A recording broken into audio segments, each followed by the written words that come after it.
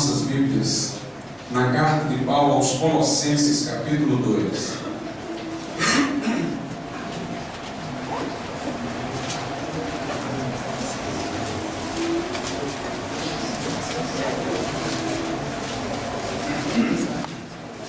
Aos Colossenses, capítulo 2, nós leremos do versículo 8 até o versículo de número 10.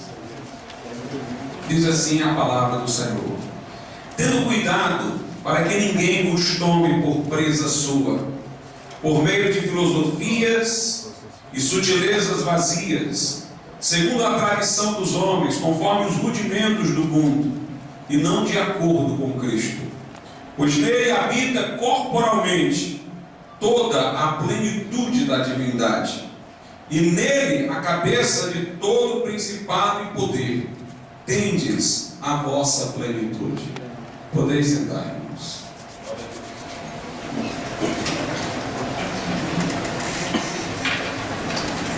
Algumas pessoas equivocadamente deduzem do versículo 8, que faz alusão para que não nos deixemos prender por vãs sutilezas e filosofias, que o cristianismo faz objeção a qualquer filosofia ou qualquer forma de pensamento mais profundo, mais diligente em enfrentar questões. Alguns supõem equivocadamente que deva a fé ser cega, carregada de paixão, mas não de lucidez. Mas não é disso que está falando o apóstolo Paulo.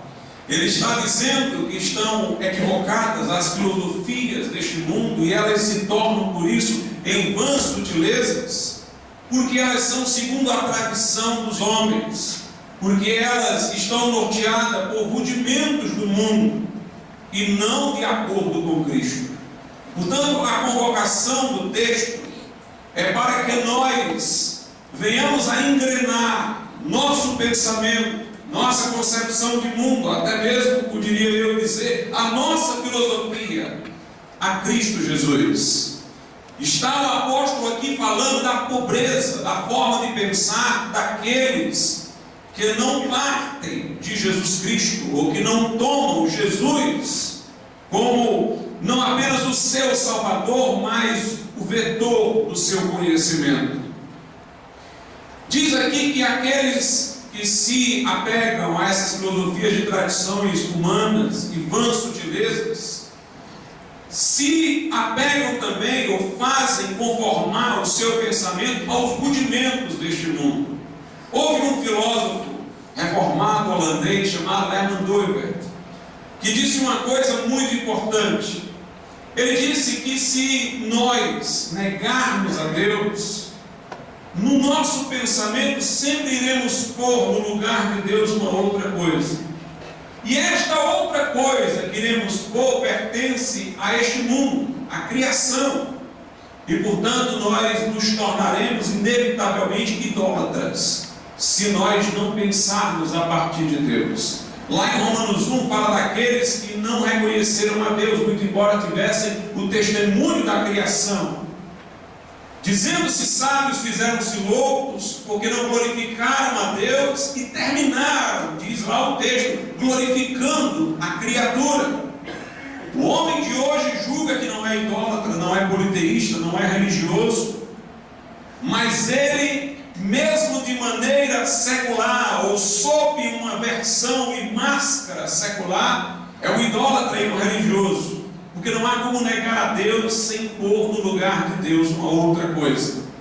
E esta outra coisa vai pertencer aos rudimentos deste mundo, à criação. Eu vou lhes dar aqui alguns exemplos, para que fique claro. Nós sabemos que Marx explicou toda a história humana a partir do fator econômico. Para ele, a nossa forma de pensar, a mobilidade histórica, a sucessão de fases da história, tudo dependia do fator econômico. Então, um aspecto da vida humana, um aspecto econômico, era determinante de todos os outros, da ideologia, do pensamento, da história. O fator econômico no pensamento de Marx, que embora ele não tivesse feito um ídolo e se curvado diante dele, ocupava o pensamento que na verdade era o lugar de Deus. Um outro exemplo é Freud.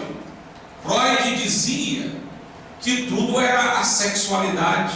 Ele defendeu um pansexualismo, nossa forma de pensar, nossos relacionamentos. Tudo tem a ver com a sexualidade. Ora, dessa maneira a sexualidade tornava-se, em Freud, uma divindade.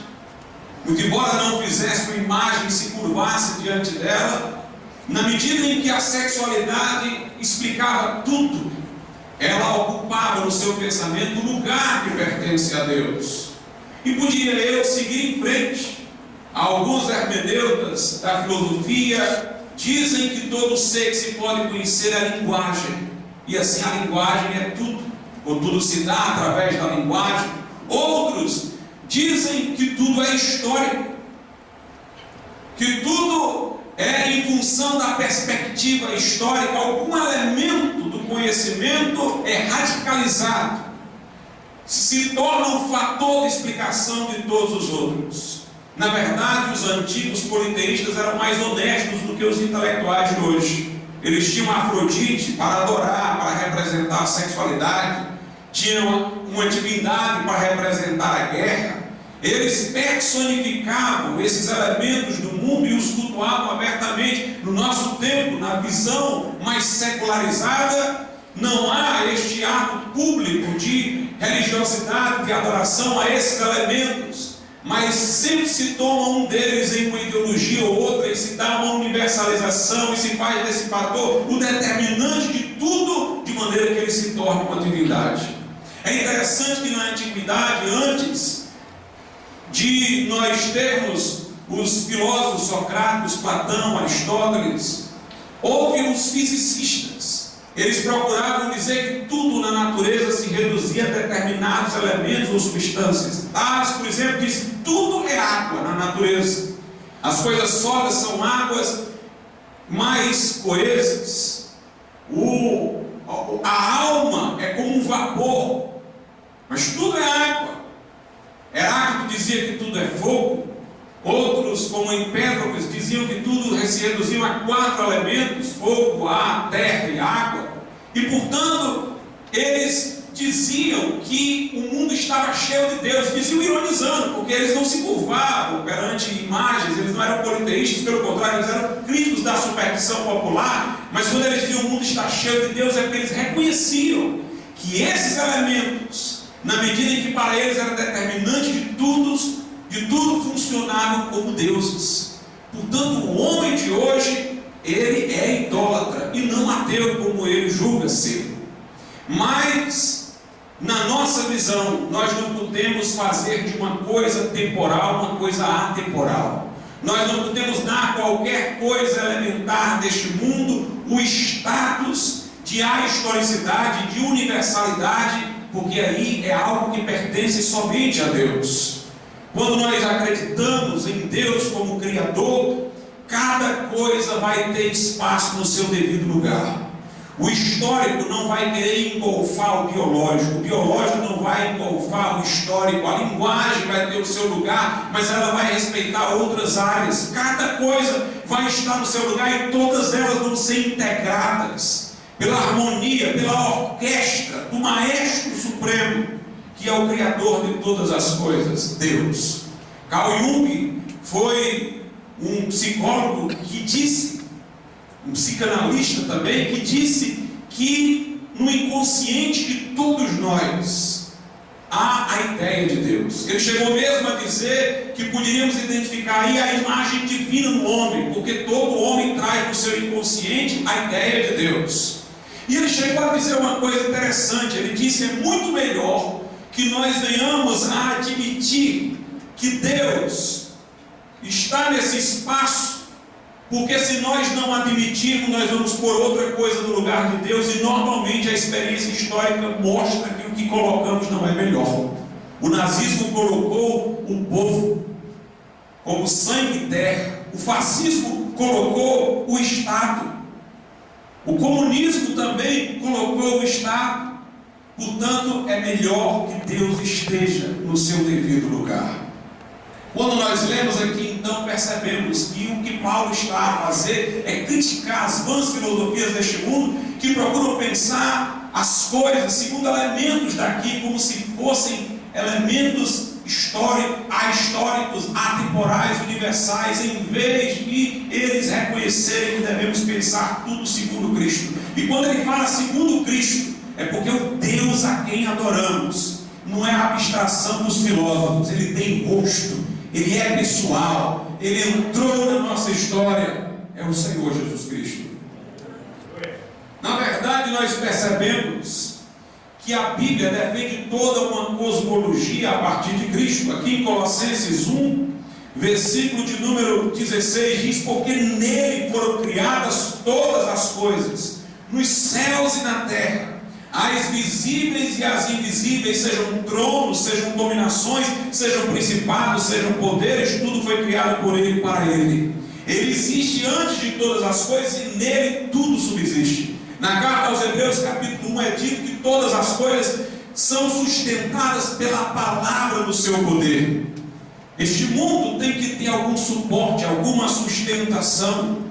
Por mais que explique a origem do mundo por um Big Bang, do homem pela evolução, sempre fica uma lacuna no princípio. É preciso um suporte, e esse suporte é Jesus Cristo. Todas as coisas de João foram feitas por intermédio dele, e sem ele, nada do que foi feito se fez. É ele quem dá a respiração e a vida, como Paulo disse no Aerópago de Atenas. É nele que nós nos movemos, inspiramos e existimos. E até a nossa racionalidade é uma racionalidade que foi Deus que nos concedeu. Lá em João, diz a Bíblia Sagrada assim acerca de Jesus também. João 1, versículo de número 9: pois a verdadeira luz que ilumina todo homem estava chegando ao mundo. Portanto, essa capacidade nossa de ver as coisas, de perceber, de discernir, de distinguir, de aprender, esta luz que temos, nos vem através de Jesus. Por isso que há uma congruência entre o mundo e a nossa mente. Nós somos capazes de conhecer leis da natureza, nós somos capazes de explicar fenômenos, porque há uma congruência entre a nossa racionalidade e a racionalidade subjacente ao universo. Porque o mesmo Deus que fez todas as coisas é que iluminou as nossas mentes. A Bíblia procura mostrar que a sabedoria deste mundo, que se julga superior, é louca. Por exemplo, as pessoas desconfiam de tudo que é histórico. Quando nós, por exemplo, fazemos alusão ao que a Bíblia diz, a pessoa diz: mas será que foram os apóstolos que escreveram mesmo a Bíblia? Interessante que elas não têm a mesma inclinação para desconfiar de que os escritos de Platão o têm por origem, como elas desconfiam da autoria da Bíblia, muito embora os textos bíblicos não sejam muito mais recentes do que os de Platão. Mas as pessoas desconfiam da história, mas elas explicam, veja a loucura, elas explicam a origem do mundo através do Big Bang, através da evolução, com detalhes. Uma vez eu fui a um planetário lá e se viu como é que o universo surgiu. E eles falavam de coisas detalhadas, explosão de planetas, uma coisa se encontrando com a outra, formando uma história. E eles acreditam piamente naquilo. Como é que você não acredita no histórico e acredita no pré-histórico? Como é que desconfiam do histórico e acreditam no pré-histórico com tanta segurança? O histórico é o que nos legou registro, é o que está documentado. Mas as pessoas desconfiam do que é histórico, documentado, e mostram-se dispostas a acreditar no pré-histórico, no não documentado. Como diz a Escritura, dizendo-se sábios, tornaram-se loucos. Se nós encontramos, observe, o historiador, ruínas de um castelo, ele não vai imaginar que aquelas pedras ali se encontraram ao longo do tempo por rios que trouxeram de lá ou de cá e formaram aquelas ruínas do castelo. Ele deduz pelo que ele vê das ruínas que houve um castelo e houve um construtor. Se ele encontra um arco e flecha, ele não vai achar que o cordão se encontrou com aquele pedacinho de pau e formou ali a flecha. Ele vai deduzir que houve um homem que fez o arco e flecha. Mas os homens encontram fósseis que evidenciam uma arquitetura muito mais superior e deduzem que aquilo veio do acaso. Para a história eles têm uma mente, e para a biologia tem outra forma de raciocinar. Portanto, esta sabedoria não é esclarecida. Dizendo-se sábios, tornaram-se loucos. Nós nos mostramos capazes de conhecer porque Deus iluminou a nossa mente. Veja como, por exemplo, as coisas são autocontraditórias na forma de pensar deste mundo. Os evolucionistas costumam dizer que nós somos frutos de tempo e acaso, e que nossa mente é algo que está em evolução. Ela chegou num determinado estágio, amanhã poderá chegar em outro, porque a mente é igual ao cérebro. Não há alma no ser humano, uma alma imortal. Mas observe, se nossa mente fosse o cérebro, todo o nosso pensamento seria uma reação físico-química em nosso cérebro. Seria, portanto, uma coisa meramente da esfera natural. Quem poderia garantir que qualquer coisa que pensássemos seria verdadeira? Quem garantiria que esse estágio a que a nossa mente ou o nosso cérebro chegou representa o estágio que identifica as coisas como elas em fato são no universo? Quem sabe nós amanhã estaríamos pensando de outra maneira completamente diferente. É um pensamento autocontraditório. Se o meu pensamento é uma reação físico-química no meu cérebro, ele não oferece nenhuma garantia de verdade. Logo, a teoria da evolução não pode garantir-se como verdadeira, porque foi elaborada por um cérebro que teve uma reação físico-química, e esse cérebro está apenas no estágio de sua evolução, e nada garante que amanhã ele vai estar em outro estágio e sua conclusão seria completamente outra.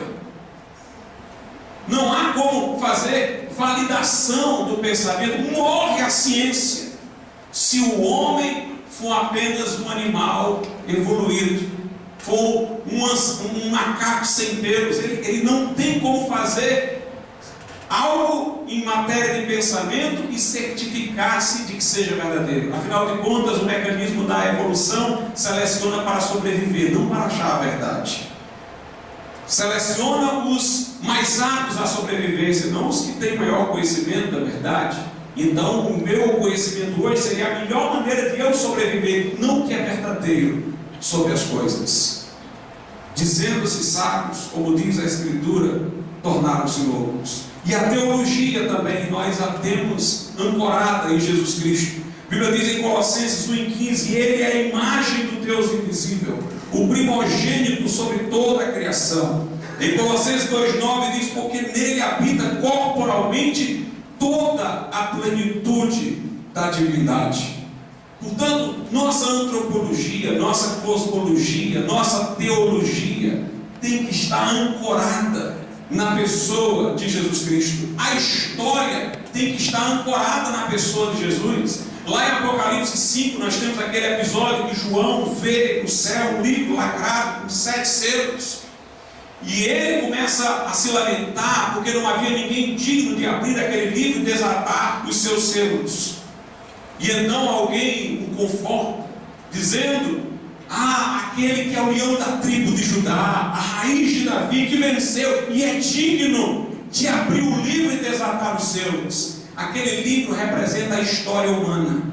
João chorava, porque se aquele livro se mantivesse fechado, a história estaria sem sentido. Ela não teria direção. Os acontecimentos então estariam ao léu. Mas havia um que era digno de abrir o livro e desatar os selos, de trazer sentido à história. Por isso que o calendário divide a história em antes e depois de Cristo. A Bíblia diz que Deus enviou seu Filho na plenitude dos tempos. Se um historiador secular hoje fosse mapear a história, ele o faria como sempre tem feito, a partir de acontecimentos bélicos, a partir da queda de impérios.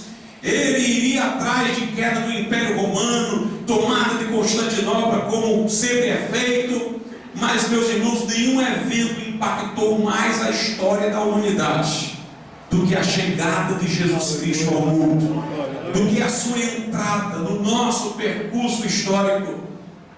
E nós temos razões para crer plenamente na história que a Bíblia dá.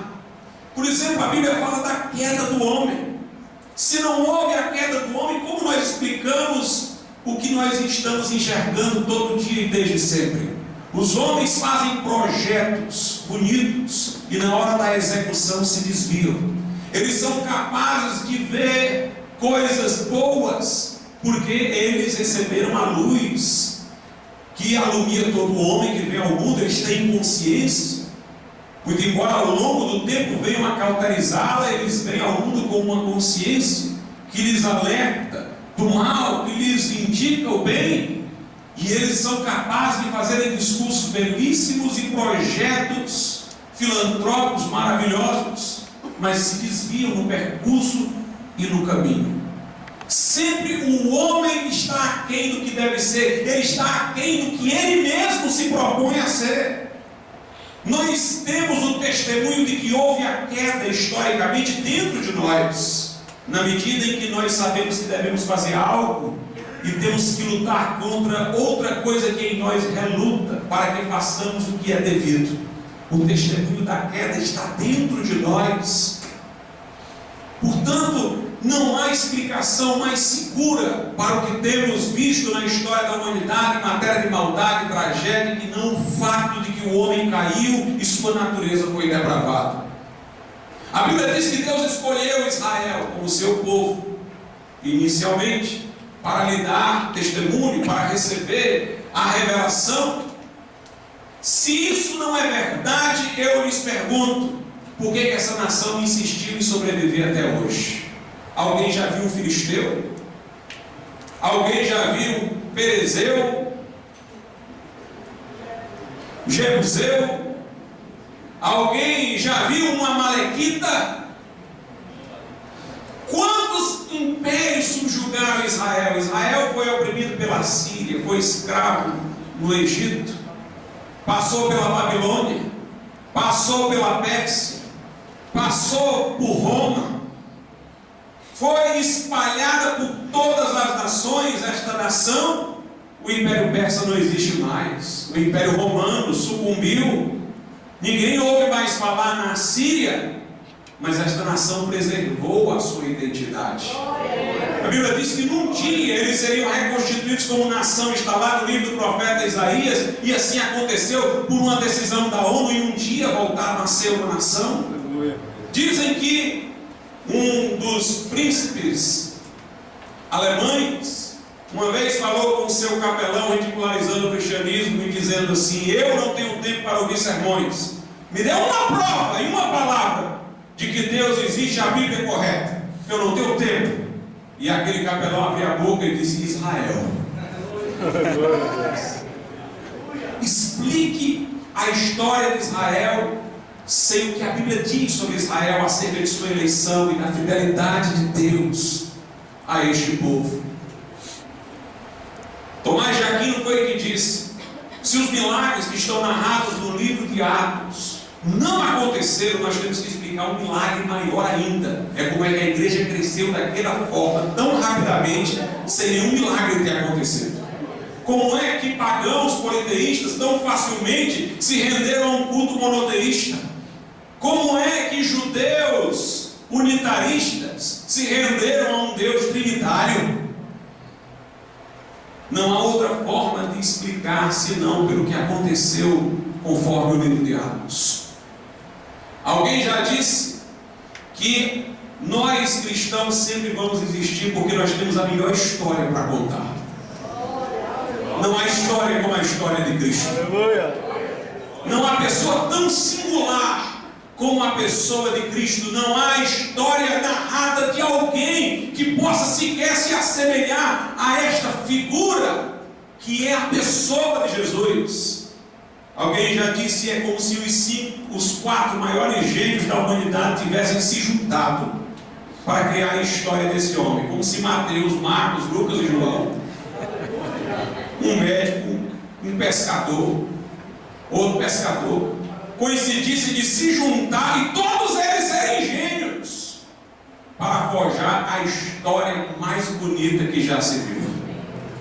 Jean-Jacques Rousseau, que não era um cristão fervoroso, ele disse: se Jesus não existiu, então existiu alguém maior do que ele, quem inventou a história dele. Devemos então reconhecer isso, a superioridade, irmãos, do Evangelho, a superioridade da nossa mensagem. Mas Deus para nós não é só uma hipótese, como os filósofos imaginam. Filósofos, no período que antecedeu a máxima secularização e ateísmo, e que também já estavam à frente da Idade Média teocêntrica, eles mantiveram uma crença firme em Deus. Eles eram deístas, acreditavam que Deus havia feito o mundo como alguém faz um relógio e dá a corda para funcionar e depois se ausenta. Não havia milagres, não havia providência, tudo funcionava segundo leis causais, Deus estava ausente, mas havia Deus no princípio para ter criado o mundo. O Deus deles era uma hipótese de encerramento do pensamento. Havia uma lacuna lá, que eles tinham que colocar alguma coisa, e colocaram Deus. Depois tentaram tirar Deus, aí veio a teoria do Big Bang, veio a teoria da evolução. Mas mesmo essas teorias terminam por regresso, chegando a um ponto que alguém tem que ter existido para fazer tudo começar. Mas o nosso Deus não é só essa hipótese de encerramento, que a gente pode pensar todas as coisas sem Ele e depois chamá-lo só para tapar o buraco. Dietrich Bonhoeffer dizia isso: nós não podemos ter um Deus tapa-buracos. E o Deus tapa-buracos não é só da ciência, não. Tem crente aí que não tem nada a ver com a ciência e tal, mas que tem um Deus tapa-buraco. Deus só aparece na hora do problema dele, só aparece na hora que ele está atribulado. Mas no seu dia a dia, Deus não está lá. Meus amados irmãos, o nosso Deus não é o Deus dos filósofos, uma hipótese de encerramento. Pascal disse isso no seu livro Os Pensamentos. Ele disse: o meu Deus não é o Deus dos filósofos, o meu Deus é o Deus de Abraão, de Isaac e de Jacó. O nosso Deus é aquele que criou todas as coisas pela palavra do seu poder. É o Deus que chama à existência as coisas que não são como se já fossem, que vivifica os mortos, que abre o mar vermelho, que fecha a boca do leão, que apaga o ardor da fornalha. O nosso Deus é aquele que peleja por nós, que enviou o seu Filho Jesus Cristo ao mundo, que operou milagres, que transforma vidas, que ouve orações, que está conosco todos os dias até a consumação dos séculos. O nosso Deus é um Deus que intervém e opera, um Deus pessoal. Por isso que tantas pessoas repudiam o cristianismo, porque o cristianismo dá o rosto a Deus. Vocês já notaram, quando a gente fala em Deus, muita gente não se irrita não, mas quando a gente fala em Jesus, a pessoa dá um pinote. Porque quando eu falo em Jesus, eu dou o rosto a Deus, eu dou uma especificação para Deus. Um Deus fluido elas podem aceitar, uma força cósmica e impessoal elas podem admitir. Elas deram à palavra de Deus um conteúdo tão fluido que tudo pode caber, mas quando você fala em Jesus, você deu o rosto para Deus. O nosso Deus é aquele que se manifestou em Jesus, e o Verbo se fez carne e habitou entre nós, e vimos a sua glória, como a glória do unigênito do Pai, cheio de graça e de verdade. E Jesus veio para morrer na cruz em nosso lugar. Isso é que dá a especificidade da mensagem cristã. Buda, antes de morrer, pouco antes de morrer, ele disse: vocês não precisam de mim, vocês precisam do meu ensinamento. Eu posso ser esquecido, não o meu ensinamento, porque o seu discurso era moral. Alguns veem a religião como um sistema cerimonial, outros como um sistema moral, de maneira que podem abstrair o fundador, podem abstrair o mestre, porque o importante é seguir a receita. Mas para nós não é assim. Para nós, Jesus não veio simplesmente para ensinar o Sermão do Monte, embora tenha ensinado o Sermão do Monte. O que importa não é o que Jesus disse, embora isso seja importante, mas ele reiterava coisas que já estavam no Velho Testamento de modo expresso ou latente. O que eu quero dizer é que ele não trouxe uma novidade, senão que ele desenrolou o que estava mais obscuro. É importante o que Jesus disse, claro, mas não é o seu maior legado. O importante é o que ele fez, porque nós não podemos fazer o que ele disse sem aquilo que ele fez. É aquilo que ele fez que nos transforma para que nós possamos viver o que ele disse. Portanto, nós não pregamos um sistema moral, filosófico, cerimonial, nós pregamos um evangelho. O que é que quer dizer evangelho? Boas notícias, boas novas. Boas notícias, boas novas presumem um acontecimento, alguma coisa aconteceu, fatos se deram. E nós somos arautos que noticiam estes fatos, que proclamam esses fatos. Por isso o pregador do evangelho é muito mais do que um mestre que explica, ele é um proclamador. Por isso não se deve esperar de nós a frieza de um professor, mas se deve esperar de nós o fervor de um arauto, porque anunciamos Jesus. O Verbo se fez carne e habitou entre nós. Ele tomou sobre si os nossos pecados e levou-os ao madeiro em seu corpo. Lá morreu o justo pelos injustos para levar-nos a Deus. E ele ressuscitou ao terceiro dia para ser Senhor dos que creem, para ser invocado por você, para vir ao seu coração e transformar a sua vida. Alguém diz: pastor, você está dizendo aí em vários momentos que a mensagem cristã é superior, mas a Bíblia diz que a mensagem da cruz é loucura. E aí, como é que fica? É loucura ou é superior? Vamos ver o que é que Paulo diz sobre a questão da mensagem do evangelho ser loucura. Primeira carta aos Coríntios, capítulo de número 1, a partir do verso 22. Pois enquanto os judeus pedem sinais e os gregos buscam sabedoria, nós pregamos Cristo crucificado, que é motivo de escândalo para os judeus e absurdo para os gentios. Mas para os que foram chamados, tanto judeus como gregos, Cristo é o poder de Deus e a sabedoria de Deus. Note agora: pois o absurdo de Deus é mais lógico que os homens, e a fraqueza de Deus é mais forte que os homens. A morte de Jesus na cruz é rica de sabedoria. O problema é que o homem vê nela, que a reputa por loucura, é porque o homem quer pensar segundo o seu egoísmo pessoal. O ser humano acha que se ele tiver poder, ele pode suplantar dever. Ele acha que se ele pode, ele tem condições de ficar acima do bem e do mal, e ele imagina Deus assim. Por exemplo, tem pessoas que dizem assim: se Deus poderia criar o homem sem pecar, por que ele criou o homem com a possibilidade de pecar?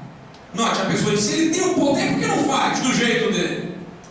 Se o homem fosse criado sem o livre-arbítrio, sem a possibilidade de escolha, sem a possibilidade de pecar, então este homem não seria apto a uma comunhão profunda com Deus. Ele não poderia gozar de comunhão com Deus. Não poderia estabelecer uma relação de amor recíproco, de fidelidade recíproca. Deus cobriu o homem de fidelidade, pondo-o no jardim e deixando-o cercado de favores, mas lhe estabeleceu uma prova de fidelidade para que ele pudesse corresponder à fidelidade de Deus com a sua fidelidade e unir-se com Deus numa comunhão que o faria feliz maximamente. Se ele fosse criado como um robô, ele não poderia gozar da felicidade da comunhão com Deus, porque não lhe seria escolha. Ele não poderia estabelecer com Deus um relacionamento de amor. Era tão impossível. E aqui o impossível não está no sentido de impossibilidade simplesmente fática, não, de impossibilidade lógica. Era tão impossível Deus criar um homem livre sem que ele tivesse a possibilidade de pecar, quanto é impossível criar um círculo quadrado. C.S. Lewis diz assim: quando eu digo que Deus não pode criar um círculo quadrado, eu não estou limitando Deus, porque um círculo quadrado não é uma coisa, é nada. Tudo que é lógico. Uma coisa coisa que é uma autocontradição lógica, é nada. Deus pode criar uma pedra tão grande que nem Ele próprio possa sustentar. Bem, essa pedra não é nada, porque ela é ilógica. Um círculo quadrado não tem substância, não é nada. É como se você estivesse dizendo: Deus pode criar uma coisa que não é nada? Se ela não é nada, é claro que não pode criar, é ilógico. Deus poderia criar um homem desprovido de liberdade que gozasse essa comunhão planejada que ele tinha com o homem? Não. A liberdade era um bem do qual poderia vir o mal, mas Deus é tão bom que, presciente da queda do homem, Ele já estabeleceu o seu próprio Filho para vir salvar os pecadores. E o Cordeiro foi morto antes da fundação do mundo. Para todos aqueles que resmungam contra Deus, a resposta de Deus é o seu amor, lá na cruz do Calvário. Quando Corrie ten Boom, do refúgio secreto, esteve em prisão nazista e evangelizou pessoas no campo de concentração, houve uma mulher que disse: se o seu Deus é bom, por que é que você está aqui? Por que nós estamos aqui? Ela disse: eu não tenho resposta para tudo, mas eu tenho um penhor de que no futuro tudo terá explicação. Ele me deu uma prova de amor para eu acreditar que teve explicação. O próprio filho dele morreu na cruz por mim. Esse é o nosso penhor, essa é a nossa garantia. Jesus veio e morreu naquela cruz em nosso lugar, abriu a possibilidade, a porta de salvação. Deus amou o mundo de tal maneira que deu seu Filho unigênito, diz a Bíblia, para que todo aquele que nele crê não pereça, mas tenha a vida eterna. Ora, o homem, portanto, sendo livre, poderia cair, caiu. Aí alguém diz: se o homem caiu, por que Deus não salvou todo mundo? Sem precisar Jesus sofrer. Olha a mentalidade das pessoas. Elas pensam: se Deus tem esse poder, por que Ele não faz? Se Ele pode, por que não faz? Elas não pensam em fatores éticos, morais, espirituais. Elas só pensam no poder. É o culto do poder, é o culto a Nietzsche. Nietzsche dizia que o homem superior, o super-homem, era aquele homem que se colocava acima do bem e do mal. Quando lhe vinha algum desejo de fazer algo, ele fazia. Não porque aquilo era certo ou errado, mas porque ele desejou. Ele queria não uma coisa, ele queria o próprio querer. E Hitler se inspirou em Nietzsche para se imaginar este homem que faz o que quer. Parece o evangelho loucura, porque as pessoas dizem: para que ele ia submeter o próprio filho dele a isso? Ele é Deus. Mas, meus amados irmãos, se Deus fizesse voltar atrás o que ele havia dito: se comeres da árvore certamente morrerás, a alma que pecar, essa morrerá. Se Deus se retratasse da sua lei, jogasse tudo para cima, primeiro ele já seria mutável, e um ser mutável não é confiável. Sabe por que eu confio nas promessas de Deus? Porque Ele é tão irretratável na sua lei, que para que pudesse usar de misericórdia comigo, Ele enviou seu filho para morrer no meu lugar. Esse Deus merece confiança quando promete. Esse Deus inspira segurança quando diz. E Deus é íntegro, é inteiro, é não dividido, não se retrata, não é. Portanto, a lei de Deus tinha que se estabelecer. Eu não queria um céu onde a lei de Deus não vigorasse. Eu não queria um céu com um Deus que pode mudar daqui a pouco e me desejar como há pouco me desejava. Eu quero um céu com um Deus onde eu encontro o conforto e a segurança de que Ele diz e cumpre, que Ele faz o que diz.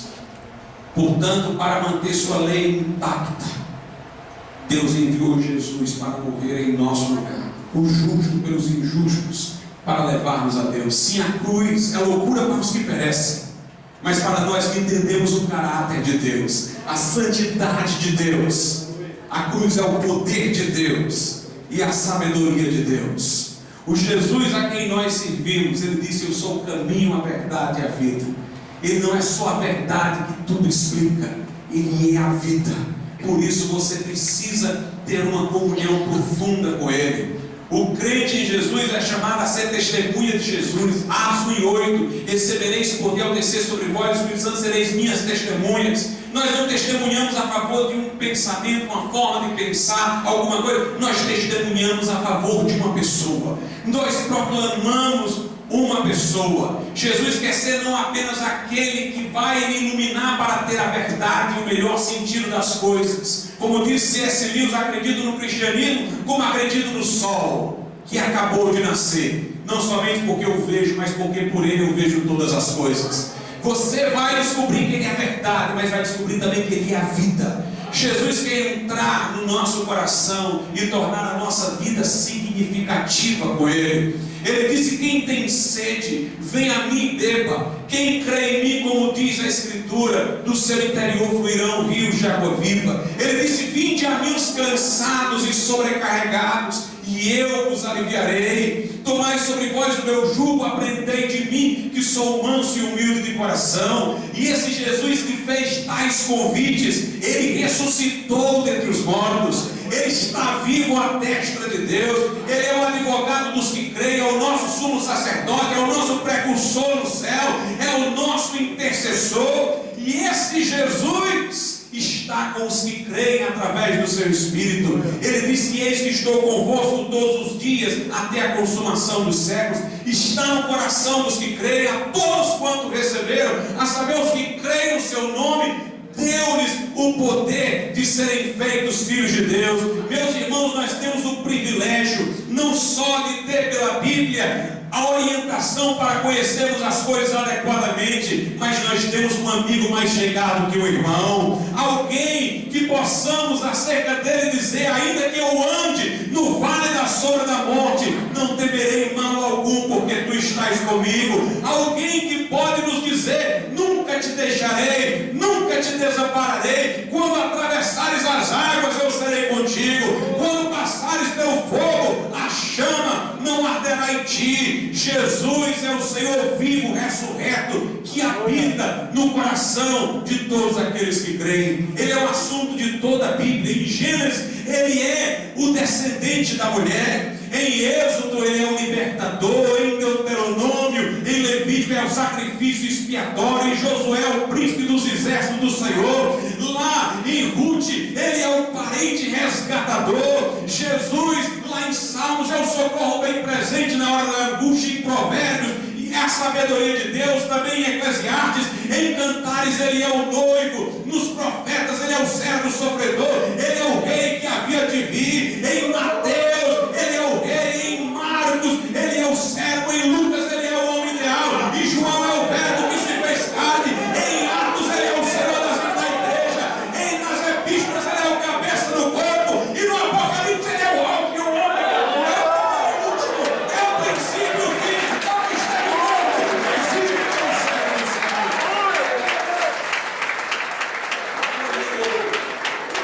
Nós servimos um Cristo vivo, irmãos.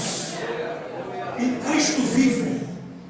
Portanto, não vamos nos aquietar, não vamos nos render, vamos professar a nossa fé, vamos amar de todo o coração e vamos pensar segundo Cristo e não ser domesticado por ideologia mundana. Amém?